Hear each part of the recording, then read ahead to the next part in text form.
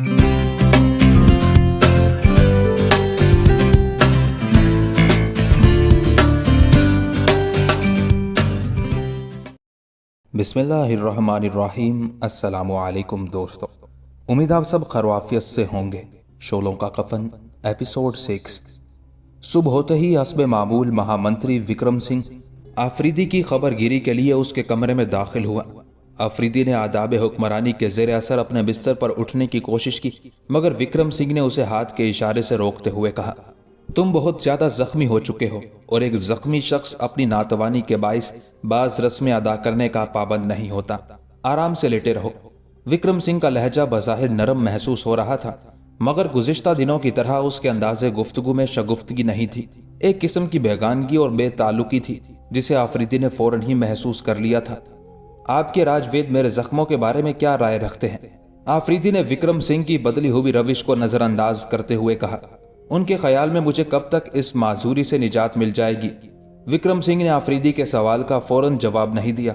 वो चंद लम्हों के लिए सोचता रहा और फिर बड़ी बेदिली के साथ कहने लगा, राजवेद तुम्हारी सेहत के बारे में कोई पेशगोई नहीं कर सकते।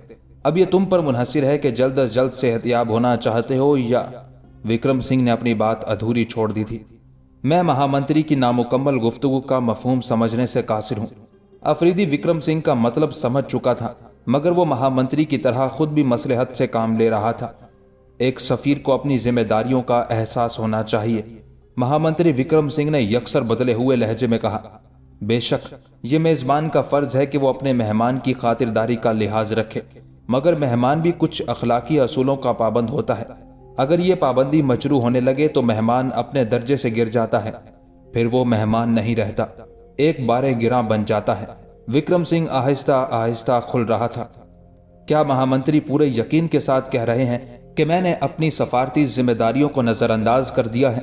आफरीदी समझ चुका था कि विक्रम सिंह दरपर्दा क्या कहना चाहता है, इसलिए वो भी मुबहम अंदाज इख्तियार करते हुए हकीकत की तरफ पलट आया था। हाँ, तुम अपना सफारती मनसब भुला चुके हो।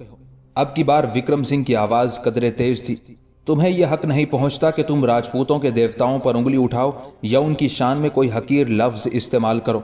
सूरत हाल वाज़े हो चुकी थी। रामदेव के बारे में मुहाफिज सिपाहियों ने गलत बयानी से काम लेते हुए विक्रम सिंह को वरगलाने की कोशिश की थी, जिसके नतीजे में महामंत्री का रवैया बदल गया था।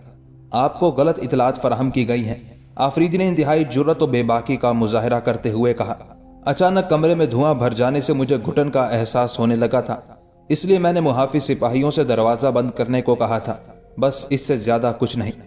तुमने महाराज रामदेव की तौहीन भी की थी। विक्रम सिंह के लहजे में बदस्तूर नागवारी की आमेजिश थी। जिस शख्स को मैंने अपनी आंख से नहीं देखा और जिससे मेरा कोई तारुफ नहीं, मैं उसकी तहकीर किस तरह कर सकता हूँ? आफरीदी ने अपनी सफाई के लिए एक मजबूत दलील पेश की थी। मैंने सिर्फ इतना कहा था कि इस आवाज को भी खामोश करा दो, इससे लोगों की नींदों में खलल पड़ता है। फिर जब मालूम हुआ कि वो आवाज महाराज रामदेव की है, जिसे किसी सूरत भी बंद नहीं कराया जा सकता, तो मैंने मुहाफिज सिपाही से यह कहकर माजरत तलब कर ली थी कि जो कुछ भी हुआ नादानस्तगी में हुआ। मेरी सच्चाई को झूठ का लिबास पहनाकर जो कुछ कहा जा रहा है वो मुनासिब नहीं। मेरे नजदीक ये इंतहाई नापसंदीदा अमल है कि किसी शख्स की आवाज दिन भर के थके मांदे लोगों से उनके ख्वाब छीन ले।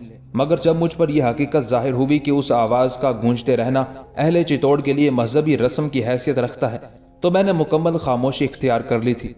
मुझे उस आवाज ने रात भर सोने नहीं दिया। अब जिक्र छिड़ ही गया है तो बराहे करम मुझे उस जगह मुंतकिल कर दीजिए जहां वो आवाज मेरी समात का ताकुब ना करे। मेजबान को अपनी रस्में अपनी जात तक महदूद रखनी चाहिए, वरना ये मेजबानी नहीं, दिल आजारी है। आफरीदी ने भी अपने दिल की बात इस तरह कह डाली कि महामंत्री विक्रम सिंह शाही सफीर का मुंह देखता रह गया। कुछ देर तक विक्रम सिंह सकूत के आलम में बैठा रहा। उसके चेहरे पर मुख्तलिफ रंग डूब डूब कर उभर रहे थे। ये रंग कहरो नफरत के रंग थे। आफरीदी का जवाब सुनकर विक्रम सिंह का जहन जल उठा था, मगर वो एक बाहोश सियासतदान था। उसने बड़ी मुश्किल से अपने जज्बात पर काबू पाया और बात का रुख दूसरी तरफ मोड़ दिया। तुम्हारा एक जुर्म यह है कि तुमने दरबारी रकासा कांता को अपने दिलकश चेहरे और मुनाफिकाना बातों से यहाँ तक उकसाया कि उसने चितौड़ के कई राज फाश कर दिए और सुल्तान अलाउद्दीन खिलजी को रियासत पर हमले की दावत दे दी। ये बड़ा संगीन जुर्म है आफरीदी। इसे ना मैं माफ कर सकता हूँ, ना राजा रतन सिंह और ना महारानी पद्मनी। जब्ते एहतियात के बावजूद विक्रम सिंह का लहजा गजबनाक हो गया था। एक और झूठ बड़ी शिद्दत के साथ बोला गया था। आफरीदी उस तोहमत को बर्दाश्त ना कर सका। महामंत्री, मुझे ये कहते हुए दुख हो रहा है कि राजपूत अपने मयार हयात पर कायम नहीं रहे, या फिर उनकी शुजात के अफसाने गलत मशहूर हो गए हैं।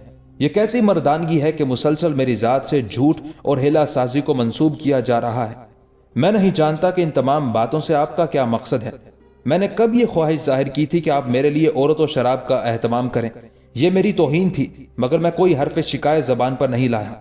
इससे पहले कि मैं अपनी दिल आजारियों का जिक्र करता, मुझसे कहा जा रहा है कि मैंने राजपूतों के देवताओं की तजलील की है और एक दरबारी रकासा को फरेब देकर सुल्तान अलाउद्दीन खिलजी के लिए जासूसी के फराइज अंजाम दिए हैं। मैं उन मुहाफिज सिपाहियों को अपने सामने देखना चाहता हूं जिन्होंने आपको ये मन घड़त कहानियां सुनाकर मुझे मनसफ़े सफारत से गिराने की जिल्लत आमेज कोशिश की है। अगर यही नकबजनी और अयारी चितौड़ की सियासत का मशगला है तो मुझे इसी जख्मी हालत में रानी पद्मनी के रूबरू पेश कर दिया जाए, और अगर महामंत्री को यह भी पसंद नहीं तो मुझे मेरे घोड़े की पुश्त पर डालकर रुखसत कर दिया जाए। मैं दिल्ली वापस जाना चाहता हूँ। मेरे किसी गोशाए तसव्वुर में भी नहीं था कि शाही सफीर के साथ इस कदर बदसलूकी की जाएगी। मैं कुछ देर पहले तक आपकी मेहमान नवाजी और तवाज़ो का बहुत कदरदान था, मगर अब महसूस होता है कि जैसे मैं राजपूतों के किसी खराज गुजार रियासत का हकीर सा नुमाइंदा हूँ, सुल्तान अलाउद्दीन खिलजी का बावकार सफीर नहीं। अली आमिर आफरीदी जोश इस्तराब में उठकर बैठ गया था। महामंत्री एक बार फिर हैरत और सकूत का शिकार हो गया। उसे ये तवक्को हरगिज नहीं थी कि मौत के नरगे में गिर जाने के बाद भी शाही सफीर आबरूमंदाना जिंदगी का सबूत फराहम करेगा। विक्रम सिंह का ख्याल था कि आफरीदी अपनी कोताही का एहसास करके शर्मिंदा हो जाएगा, और फिर जब उसके जराइम की बात की जाएगी तो अपने दिल पर राजपूतों की हैबत महसूस करेगा। मगर अली आमिर की जुर्रत गुफ्तार ने महामंत्री का मंसूबा नाकाम बना दिया था, और अब विक्रम सिंह उस जख्मी नौजवान की तरफ परेशान नजरों से देख रहा था जिसके तेवरों में बिजली से ज्यादा चमक और तलवार से ज्यादा काट थी। मैं रकासा कांता से भी आपके सामने मिलना चाहता हूं ताकि मेरे किरदार पर लगाया हुआ ये दाग धुल सके। वो खुद इकरार करेगी कि जुर्म किससे सरजद हुआ है और गुनहगार कौन है। आफरीदी ने विक्रम सिंह को खामोश पाकर अपने दिल का गुबार कम करना चाहा। अब उसकी गवाही किसी के काम नहीं आएगी। विक्रम सिंह ने एक एक लफ्ज पर जोर देते हुए कहा, वो कत्ल कर दी गई। ये लर्जा खेज इंकशाफ सुनकर आफरीदी सन्नाटे में आ गया। उस रकासा के सजायाब होने का यकीन तो उसी वक्त आ गया था जब राजा रतन सिंह के जासूस सिपाही कांता को बेदर्दी के साथ खींचते हुए ले जा रहे थे। मगर आफरीदी को उस संग दिली का अंदाजा नहीं था। वो समझता था कि रकासा को कैद में डाल दिया जाएगा या फिर उसके नाजुक से जिस्म पर तशद्दुद के कुछ निशानात उभर आएंगे। लेकिन विक्रम सिंह जो कुछ बता रहा था वो तो आफरीदी के कयासो गुमान की हदूद से भी बाहर था। यकायक उसकी आंखों के सामने रात का वो मंजर उभर आया जब कांता पुरसोज आवाज में गा रही थी, हमें उस वक्त माओं की गोद से जुदा कर दिया गया जब हमारे लोरियां सुनने के दिन थे। फिर आफरीदी को कांता के आखिरी अल्फाज याद आ गए जब वो चीख चीख कर कह रही थी, मेहमान तुम दिल्ली वापस जाओ तो मेरा यह गीत अपने सुल्तान को भी सुना देना। अपने तसव्वुरात का अक्स देखकर आफरीदी लरज उठा। अभी उसने सुल्तान को एक अजनबी मुतरिबा का गीत सुनाया भी नहीं था कि मौसीकी का आबशार खुश्क हो गया और वो नगमा गर कत्ल कर दी गई। फिर आफरीदी के ख्यालात की रोज सहराए अरब की तरफ भटक गई जहां अहदे जाहिलियत में मासूम लड़कियां जिंदा दफन कर दी जाती थी। जबरो सितम की उसी तारीख ने फिर नए अंदाज से करवट ली थी। आफरीदी के चेहरे पर कर्ब अजियत का रंग नुमाया देखकर महामंत्री मुस्कुराने लगा। क्या सोच रहे हो? विक्रम सिंह के लहजे में गहरा तंज पोशीदा था। आफरीदी ख्यालात के हिसार से निकल आया और महामंत्री की तरफ खोई हुई नजरों से देखने लगा। ऐसा लगता है कि तुम्हें कांता की मौत से बहुत सदमा पहुंचा है। विक्रम सिंह की मुस्कुराहट कुछ और गहरी हो गई थी। हाँ, बहुत ज्यादा, आपके अंदाजे से भी कहीं ज्यादा। आफरीदी के होंठों को जुम्बिश हुई, बहुत आहिस्ता बोल रहा था। यही तुम्हारे जुर्म का सबूत है। महामंत्री ने हंसते हुए आफरीदी के जख्मों पर नश्तर जनी की। तुम्हें कांता की मौत का दुख नहीं, इस बात का गम है कि वो रकासा मौत की नींद सुला दी गई। अगर तुम्हारे कमरे में उसकी कुछ और रातें जागते हुए गुजर जाती तो शायद चितौड़ के कुछ और राज बेनकाब हो जाते। मगर मौत ने कांता को इतनी मोहलत नहीं दी कि वो अपने वतन के बारे में मजीद मालूमात तुम्हारे हाथ फरोख्त कर सकती। तुम्हें उसी रिश्ते के अचानक टूट जाने का अफसोस है। आफरीदी ने फौरी तौर पर विक्रम सिंह के इल्जामात का कोई जवाब नहीं दिया। वो उदास नजरों से महामंत्री को देख रहा। फिर एक मुख्तसर से वक्फे सकूत के बाद उसके होंठों को जुम्बिश हुई। महामंत्री, आपने मुझे इतनी देर में सियासी नशेबो फराज की कई दास्तानें सुना डाली, मगर मैं अपनी किताब मुकद्दस की सिर्फ एक आयत सुनाना चाहता हूँ। मैं कांता की मौत के साथ खुदा के उस कलाम पर भी गौर कर रहा था جب صحرائے عرب میں انسانی خون مسلسل جذب ہوتا جا رہا تھا، اس وقت میرے رسول صلی اللہ علیہ وآلہ وسلم پر یہ آیت نازل ہوئی۔ وہ دن جب ان بے گناہ لڑکیوں سے پوچھا جائے گا کہ آخر تمہیں کس جرم میں زندہ دفن کیا گیا تھا۔ کانتا کے قتل کی خبر سن کر مجھے یہ آیت یاد آ گئی تھی، اور میں راجپوتانے یعنی راجستھان کے ریگستان سے نکل کر کئی صدی پہلے کے صحرائے عرب میں چلا گیا تھا۔ اب دوبارہ چتوڑ کی طرف لوٹا ہوں تو کانتا سوال کرتی ہوئی نظر آتی ہے، مہمان، مجھے آخر کس جرم میں قتل کیا گیا ہے؟ میں اسے کیا جواب دوں؟ وہ تو مجھ سے بہت دور چلی گئی۔ اگر آپ کے جنگجو اور شجاع سپاہی کانتا کو میرے سامنے قتل کرتے تو میں بے درے کہہ دیتا کہ تجھے سچ بولنے کے گناہ پر ذبح کیا گیا۔ آفریدی کا لہجہ بہت شکستہ تھا، وہ غدار وطن تھی اس لیے قتل کر دی گئی۔ وکرم سنگھ کے لہجے میں ایک بار پھر قہر و نفرت کا رنگ شامل ہو گیا تھا۔ اس نے اپنی مٹی سے بے وفائی کی تھی، وہ اپنی دھرتی کو ان مسلمانوں کے ہاتھ بیچنا چاہتی تھی جنہیں ہم غاصب اور گمراہ سمجھتے ہیں۔ نہیں مہا منتری، وہ غدار نہیں تھی، وہ ازل سے ترسی ہوئی ایک محکوم اور پسماندہ قوم کی لڑکی تھی جس کا اب غینہ جسم ٹوٹ گیا تھا اور روح دریدہ ہو چکی تھی۔ وہ حسن سلوک کی بھوکی اور مساوات کی پیاسی تھی۔ میری نظر میں وہ راجپوت لڑکیوں سے بھی زیادہ بہادر تھی کہ اپنے ہم جنسوں کے آبرو پر قربان ہو گئی۔ مجھے حرف بحرف اس کا گیت یاد ہے۔ میں کانتا کی آخری خواہش ضرور پوری کروں گا۔ سلطان معظم بھی یہ گیت سنیں گے، پھر انہیں اندازہ ہوگا کہ نغمگی کی قبا کس کس طرح چاک کی گئی ہے۔ آفریدی بہت دل گرفتہ نظر آ رہا تھا۔ مہا منتری، مجھے آپ کی تہذیب نے بہت مایوس کیا ہے۔ آفریدی کی بات سن کر وکرم سنگھ پھر بھڑک اٹھا۔ میں شاہی سفیر کو اس بات کی اجازت نہیں دے سکتا کہ وہ ہمارے اندرونی معاملات میں مداخلت کرے۔ مہا منتری کا لہجہ برہم تھا اور اس کی آنکھوں میں آفریدی کے لیے نفرت کا ایک طوفان موج زن تھا۔ مداخلت خود بخود نہیں ہوتی، صدیوں تک زمین کی تہہ پر انسانی خون جمتا رہتا ہے، جوانیاں پیرہن کو ترسنے لگتی ہیں، خدا کی بخشی ہوئی تمام نعمتیں چند ہاتھوں میں تقسیم ہو جاتی ہیں اور یہی چند آدمیوں کا گروہ خدائی کا دعویٰ کر دیتا ہے۔ پھر انسان کی یہی محرومیاں غیروں کو مداخلت کی دعوت دیتی ہیں۔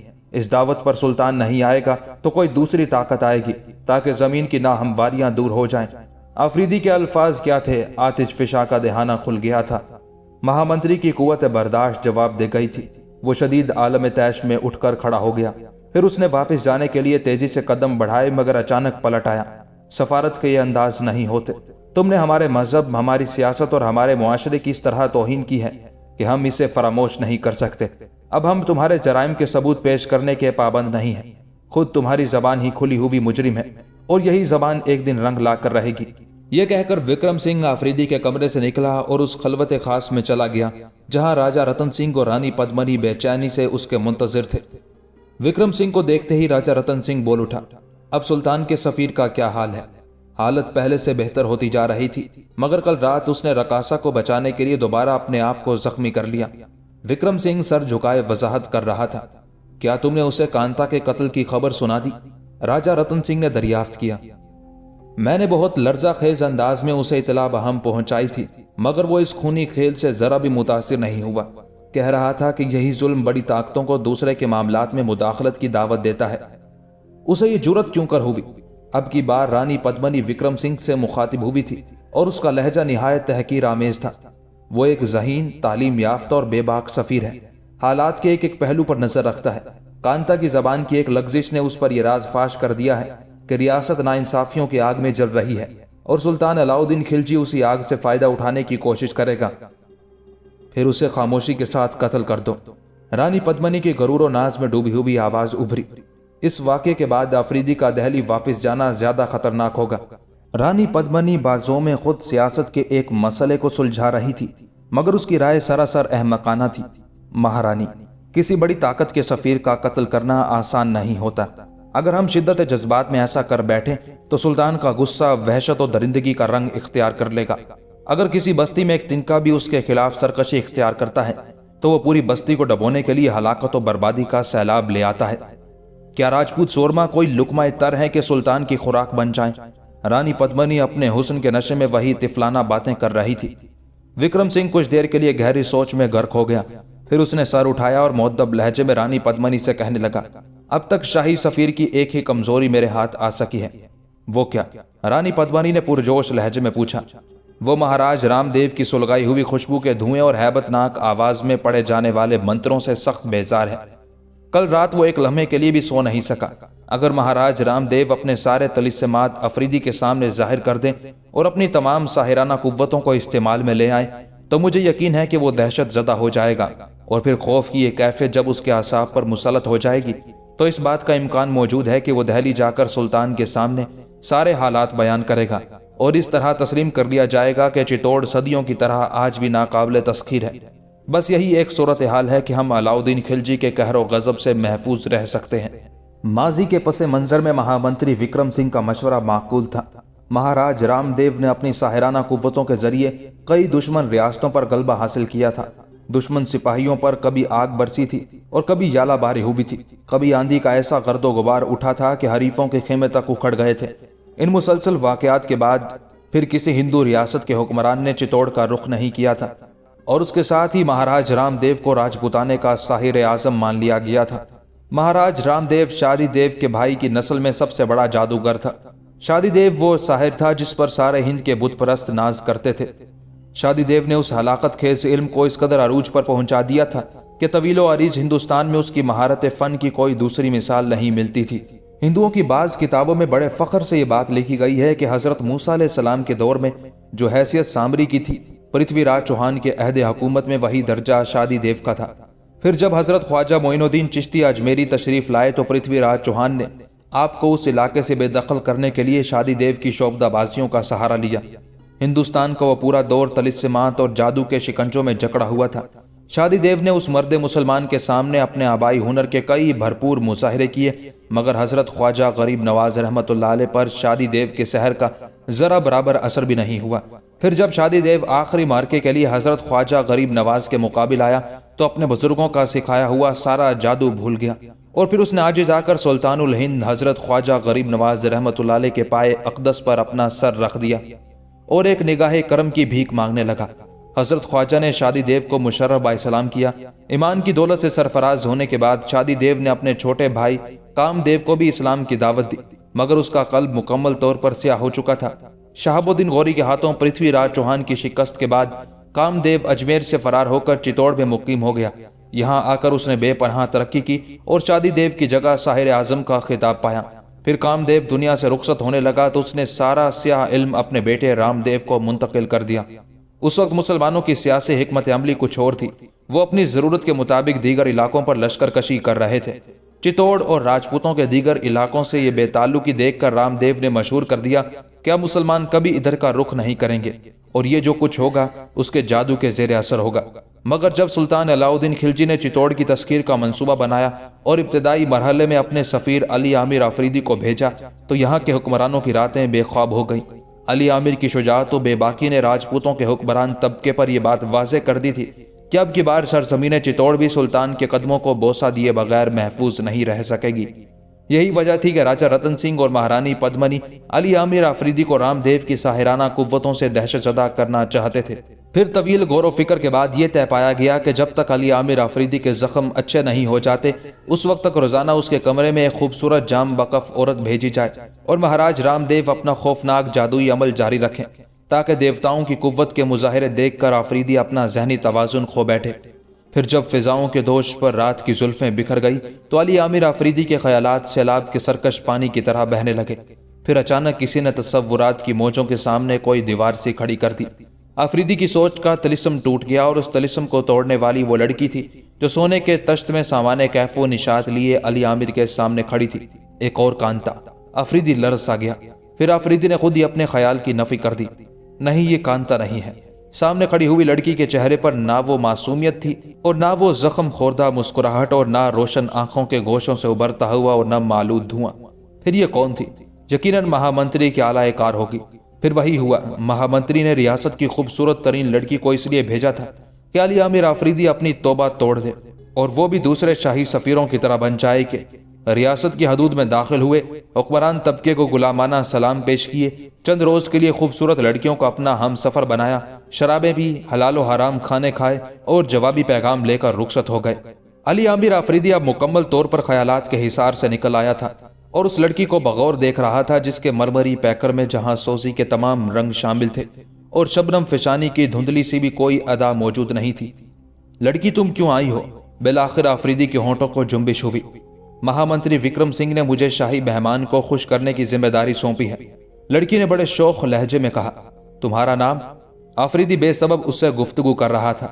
रजनी, लड़की ने कहा और शाखे गुल की तरह लहराई। उसकी अदा फरोशी का एक एक जाविया ये बता रहा था कि उसने चित्तौड़ के हुक्मरानों की जुम्बिश चश्म पर रक्सा करने के तमाम आदाब सीख लिए हैं। रजनी किसे कहते हैं? आफरीदी ने दूसरा सवाल किया। रजनी का मतलब होता है रात। लड़की आफरीदी की उस गुफ्तगू से लुत्फ अंदोज हो रही थी और साथ ही अपने हुस्न की सियासत के उन हरबों को भी इस्तेमाल कर रही थी जिनसे मुसल्ला करके उसे आफरीदी के कमरे में भेजा गया था। बेशक तुम गहरी स्याह रात हो, किसी ने तुम्हारे नाम का सही इंतखाब किया है। आफरीदी का लहजा ना खुशगवार था। मैं काली रात नहीं हूं, मेरी रूह की गहराइयों में देखो, वहां उजाला ही उजाला है। रजनी अचानक उदास हो गई थी। मैं कुछ देखना नहीं चाहता।